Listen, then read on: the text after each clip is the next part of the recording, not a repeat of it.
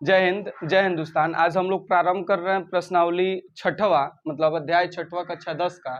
इसका पहले हम लोग परिचय जानेंगे। देखना, नाम तो है त्रिभुज, ठीक, लेकिन त्रिभुज के नाम के साथ साथ हम लोग त्रिभुज के गुणों को देखेंगे।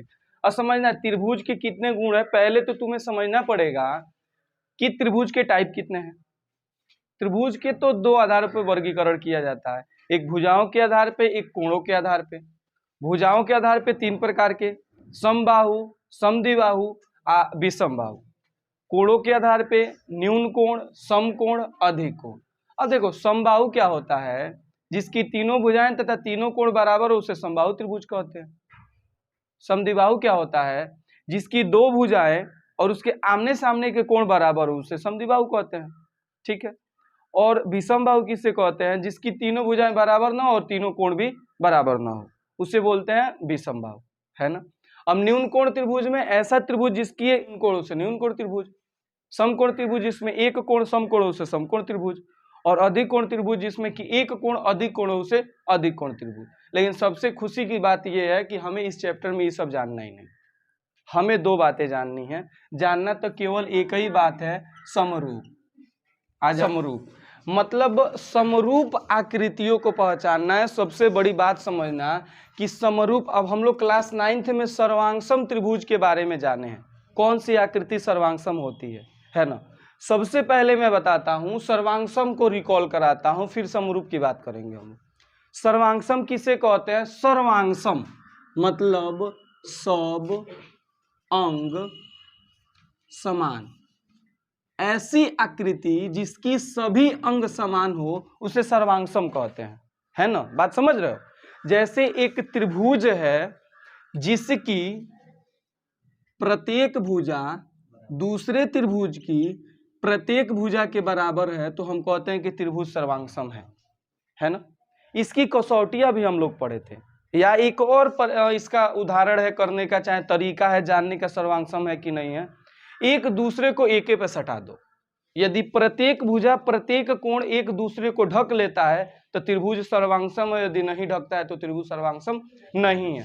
त्रिभुज का तो त्रिभुज आकृति भी सर्वांगसम हो सकती है यदि एक दूसरे को ढक ले तो, है ना। अब देखो, इसकी कुछ कसौटियां हम लोग पढ़े थे। क्या पढ़े थे? S S S, side angle side, angle side angle, और एक राइट हैंड साइड वाला RHS, ये पढ़े थे हम लोग, ठीक है ना। ये क्या था? यदि किसी त्रिभुज की तीनों भुजाएं बराबर हैं दूसरे त्रिभुज की तीनों भुजाओं से तो त्रिभुज सर्वांगसम है। यदि किसी त्रिभुज की दो भुजाओं द्वारा बना कोण तीसरे त्रिभुज के दो भुजाओं और उसके अंतर्गत बने कोण के बराबर है तो त्रिभुज सर्वांगसम है। यदि किसी त्रिभुज के दो कोणों पे बना भुजा और दूसरे त्रिभुज के दो कोणों पे बने भुजा यदि बराबर है तो त्रिभुज सर्वांगसम है। और यदि किसी समकोण त्रिभुज में एक भुजा बराबर है दूसरे त्रिभुज के समकोण त्रिभुज के एक भुजा से तो त्रिभुज सर्वांगसम है। इसकी चार कसौटियां मुख्य रूप से होती हैं जो हम लोगों ने पढ़ा, और आगे भी होती हैं जो याद होगा, रिकॉल। यही चार ज्यादा इंपॉर्टेंस है ना। अब देखो, इंपोर्टेंट के साथ साथ तो ये हो गई सर्वांगसम की बातें, लेकिन सर्वांगसम के साथ साथ हमें समरूप भी जानना है। समरूप में क्या अंतर होता है? इसका मतलब होता है, समझना बात को, सम प्लस रूप। इसमें देखो, सब अंग समान मतलब इसमें सभी अंग बराबर होने चाहिए, लेकिन इसमें समरूप का मतलब कि समरूप मतलब समान रूप होना चाहिए। कोई जरूरी नहीं है सभी अंग बराबर हो, लेकिन रूप समान होना चाहिए। बात समझ रहे हो कैसे? मैं बताता हूं। एक इंसान है, एक ही इंसान नहीं, ऐसा नहीं कि एक इंसान का 5 साल का इमेज ले लो और उसी इंसान का 40 साल का इमेज ले लो, कह दो समरूप है। नहीं, ऐसा नहीं कह सकते, क्योंकि उनका नाक का साइज। लेकिन एक बात और है, जैसे व्यक्ति का शरीर बढ़ता है वैसे उसका एक एवरेज बढ़ते जाता है, जिस हिसाब से बढ़ना होता है उसी हिसाब से बढ़ता है। समझ रहे हो बात को? जैसे देखो, मैं एग्जांपल बताता हूं। देखो इधर, पहले एक सर्वांगसम का एग्जांपल समझो कि यदि यह वृत्त है और यह भी एक वृत्त है तो दोनों वृत्त सर्वांगसम होंगे यदि दोनों की त्रिज्याएं बराबर हो। यदि यह 2 सेंटीमीटर का है, यह भी 2 सेंटीमीटर का है, तब त्रिभुज सर्वांगसम है। लेकिन यदि यही इसी त्रिभुज में यदि इनके जो वृत्त हैं इनकी त्रिज्याएं छोटा बड़ा हो गया तो सर्वांगसम नहीं होगा। क्यों? क्योंकि एक दूसरे को ढकने के बाद ये एक दूसरे को नहीं ढक पाएंगे यदि बराबर नहीं है तो। लेकिन समरूप आकृति में प्रत्येक वृत्त जो होता है ना वो समरूप होता है। देखो कैसे, ये मान लो 2 सेंटीमीटर का है त्रिज्या वाला, यह 1 सेंटीमीटर की त्रिज्या वाला है ना। मान लो ये 3 सेंटीमीटर का त्रिज्या वाला है, लेकिन ये तीनों एक दूसरे के समरूप है ना। या इसके समरूप है या इसके समरूप है, एक दूसरे के समरूप है। बात समझ रहे हो? लेकिन विशेषता हम लोग एक मान लो आकृति भी देख लो, मान लो एक वर्ग है और वर्ग की प्रत्येक भुजा प्रत्येक कोण 90 अंश का होता है और प्रत्येक भुजा बराबर होती है। मान लो एक बड़ा सा वर्ग बना दिए, है ना। अब देखो, यदि यह 1 सेंटीमीटर का है, यह 4 सेंटीमीटर का है, तो समझना बात कि ये समरूप है, क्योंकि इसका प्रत्येक भुजा 1 सेंटीमीटर का, इसका प्रत्येक भुजा 4 सेंटीमीटर का है ना। इसका मतलब है कि आकृति सेम होनी चाहिए, बड़ा हो छोटा हो मतलब नहीं है। अभी मैं बता रहा हूं कि समरूपता की क्या कसौटी है। समरूप होने का परिभाषा क्या है? जैसे सर्वांगसम होने का पड़े ना, सब अंग समान, इसकी 4 कसौटियां मैंने बताई हुई है। इसी तरह इसके भी कुछ बातें हैं, कैसे हम लोग जानेंगे सर्वांगसम है। अब मान लो समबाहु त्रिभुज ले लो, जिसकी प्रत्येक भुजा बराबर होती है ना।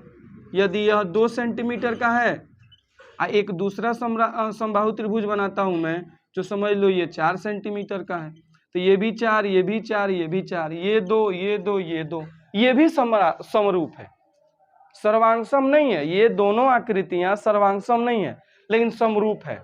अब दोनों में खिचड़ी तो बन ही गया होगा कि ये सर्वांगसम तो चलो समझते हो पहले से, एक दूसरे को ढक दिए, समरूप होने से कैसे समझोगे? अब ऐसा तो है नहीं कि देखते जाएंगे एक जैसे दिख जाएगा, कभी कभी ऐसी आकृति आ जाती है जिसको देख के पहचानना मुश्किल हो जाता है। मैं बताता हूं कैसे। देखो एक आकृति मैं बना दिया ऐसे,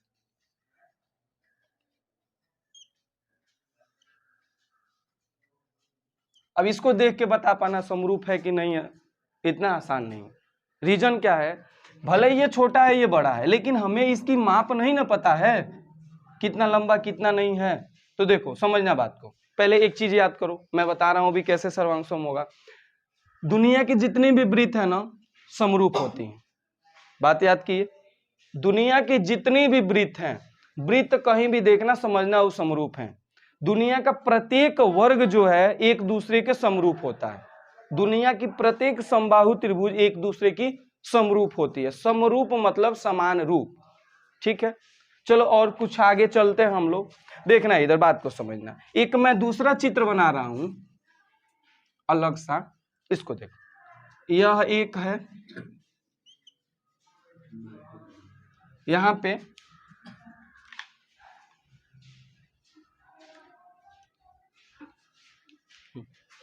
कौन है, ले जाओ। देखो अब मैं इसको किया 2 सेंटीमीटर 2 सेंटीमीटर 2 सेंटीमीटर। मैंने दूसरा बनाया, इसको समझो। मान लो ये 4 सेंटीमीटर है, ये 4 सेंटीमीटर है, लेकिन ये 5 सेंटीमीटर हो गया। अब क्या यह समरूप है? नहीं है। ऐसा क्यों? क्योंकि ये 2 है, ये 2 है, ये 2 है, ये 4 4 1 5, पता नहीं कैसे बढ़ गया। ऐसा है नहीं, मैं बस मान के बता रहा हूं, है ना।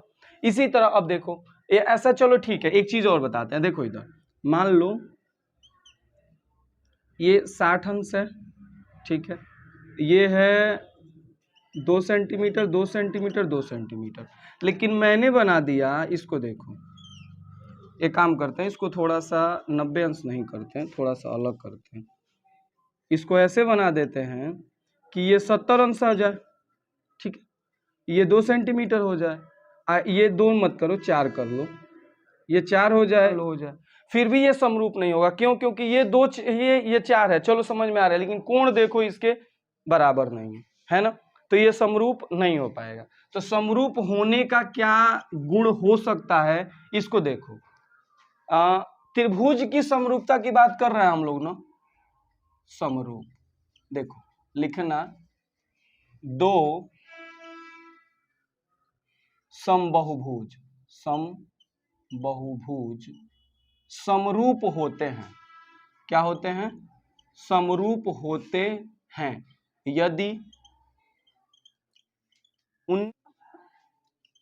उनका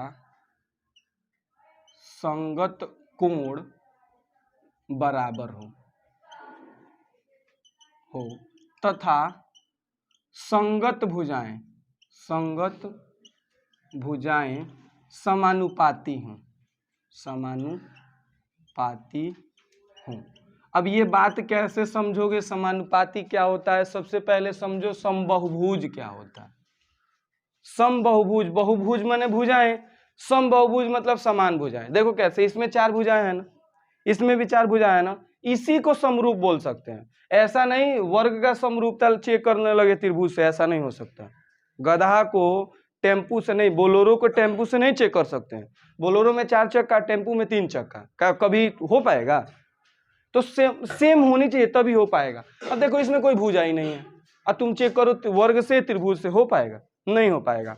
तो इसीलिए बोला गया दो समबाहुभुज मतलब समान भुजा वाले समरूप होते हैं। कब समरूप होते हैं? जब पानी ढलक जाए। कब समरूप होते हैं? जब उनका संगत कोण बराबर हो। मतलब क्या है ना, ये 90 का होता है, ये 90 का होता है, ये 90 का होता है, ये 90 का होता है, ये भी तो 90 होगा ना, ये प्रत्येक कोण 90 अंश का होगा। तो यदि दोनों त्रिभुज चाहे दोनों चतुर्भुज चाहे दोनों समबाहुभुज के प्रत्येक कोण बराबर हैं, चाहे संगत कोण बराबर हैं, यदि उनका संगत कोण, कोई जरूरी नहीं है प्रत्येक कोण, इसका संगत यह है, इसका संगत यह है। संगत समझते हो ना? सर्वांगसम त्रिभुज में जिस कोण को जो कोण ढक लेता है उसे ही संगत बोलते हैं। भाई इसमें भी तो वही चेक करेंगे ना कि कौन किसके बराबर हो रहा है। यदि संगत कोण बराबर है और उनके द्वारा संगत भुजाएं समानुपाती हैं, समानुपाती होने का मतलब देखो समझना बात, 2 में 2 का गुणा किए हैं तो 4 हुआ, इस 2 में 2 का इधर किधर गया, इसमें देखते हैं, ये तो समरूप है ही नहीं ना, इसमें देखते हैं 2 में 2 का गुणा किए हैं तो 4 हुआ, इस 2 में 2 का गुणा किए 4 हुआ, इसमें 2 में 2 का गुणा करेंगे तो 4 होगा, लेकिन ये 5 हो गया, तो इसको भी मैं बोला था कि समरूप नहीं है। अच्छा इधर आओ, इधर वाले समरूप हैं। देखो इधर 2 में 2 का गुणा किए 4 हुआ, इस 2 में 2 का गुणा किए 4 हुआ, इस 2 में 2 का गुणा किए 4 हुआ।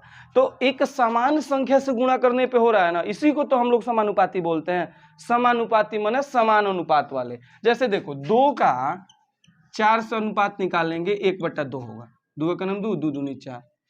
फिर इस 2 का इस 4 से निकालेंगे तो 2/4 होगा, फिर 2 का नाम 2, 2 दूनी 4, 1/2। फिर इस 2 से इस 2 का निकालेंगे तो क्या होगा? 2/4, यानी कि 1/2। ये काट देंगे तो कट जाएगा। तो क्या हो रहा है? त्रिभुज का जो अनुपात है भुजाओं का, वो समानुपात है ना, अनुपात समान है ना। तो जब अनुपात समान होता है और उनका जो संगत कोण बराबर होता है तभी जाके त्रिभुज समरूप होता है, नहीं तो नहीं होता है। बात समझ में आ रही है? बस यही है, इतना ही बात याद करना था। ये जो जितना खिचड़ी में बताया हूं बस इसी सब के लिए किया हूं कि तुम्हारे दिमाग में बैठे क्या होता है, कैसे होता है। ठीक है, और देख चलो आप कुछ एग्जाम्पल बताते हैं जो समरूप नहीं है। जैसे समझो एक बात को, एग्जाम्पल बता रहे हैं, इधर देखो, यह एक आयत है ना। अब देखो ये है 2 सेंटीमीटर, जब आयत है तो प्रत्येक कोण 90 अंश का होगा ना, ये भी 90 होगा, ये प्रत्येक कोण 90 का होगा। चलो हमारा एक नियम तो काम किया, 90 हो गया। अब देखते हैं भुजाओं का अनुपात। तो देखो ये 2 है तो इसको मैं कर दे रहा हूं 4, ठीक है, ये 2 उल्टा कर दिया ना, ये देखो इसको 2 है, इसको मैं कर दे रहा हूं 4, ये भी 2 है, ये भी हो गया 4, लेकिन ये है 3, ये है 3.5, ये है 3, ये है 3.5, ठीक है, चाहे 5 सेंटीमीटर मान लो, अपने हिसाब से बना लेंगे ना। एग्जाम्पल बस मैं बता रहा हूँ। एक बात बताओ, क्या यह त्रिभुज जो है, चतुर्भुज जो है, ये चतुर्भुज समरूप हैं? देखो समरूप होने का क्या कसौटी है समझना, 2 समबाहुभुज, चलो समबाहुभुज है, चारों दोनों में 4-4 भुजाएं हैं, समरूप होते हैं यदि उनका संगत कोण बराबर हो। संगत कोण देखो 90 90 90 90 90 90 90 90 चारों बराबर है, चलो संगत कोण बराबर हो गए। तथा संगत भुजाएं समानुपाती हों। संगत भुजाएं क्या समानुपाती हैं क्या? ये 2 है ये 4 है, अनुपात निकालो 2/4 क्या हो गया 1/2। इस 2 का 4 से अनुपात निकालो 2/4 क्या हो गया 1/2। लेकिन अब 3 का 5 से अनुपात निकालो 3/5, देखोगे 3/5 ही ना हुआ, कहाँ 1/2 आ रहा है, बराबर नहीं ना है। तो जब बराबर नहीं है इसका भी वही होगा। तो देखो जब तक सबके अनुपात बराबर नहीं होते वो समरूप नहीं है। इसका मतलब ये है कि इस दोनों नियम को फॉलो जो चित्र करेगा वही समरूप होगा और जो फॉलो नहीं करेगा वह समरूप नहीं होगा। जैसे कि इसमें देख रहा हो ना, नियम फॉलो एक हो रहा है 90 अंश वाला, मतलब कि कोण वाला हो रहा है लेकिन भुजा वाला नहीं हो रहा है। उसी तरह एक चित्र बनाते हैं हम लोग, मतलब ऐसे जिसमें कि सभी भुजाएं बराबर हैं, ठीक है।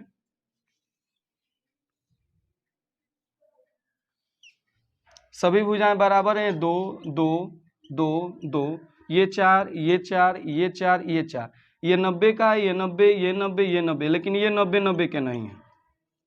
तो देखो भुजाएं तो समानुपाती है, 2 दूनी 4 2 दूनी 4 2 दूनी 4 2 दूनी 4, लेकिन देखो ये 90 90 के, ये 90 नहीं ना है। तो जब 90 नहीं है तो ये भी समरूप नहीं होगा। हमारे बुक में ऐसा एग्जाम्पल दिया हुआ है, ऐसा नहीं है कि एग्जाम्पल नहीं दिया हुआ। समझ रहे बात को? इस तरह करके हम लोग पहचानेंगे कैसे सर्वांगसम होता है, कैसे समरूप होता है। एक चीज समझ गए बात को कि दुनिया का प्रत्येक वृत्त समरूप होता है, दुनिया का प्रत्येक वर्ग समरूप होता है और दुनिया का प्रत्येक समबाहु त्रिभुज एक दूसरे के समरूप होते हैं। एक बात और याद कर लेना, यदि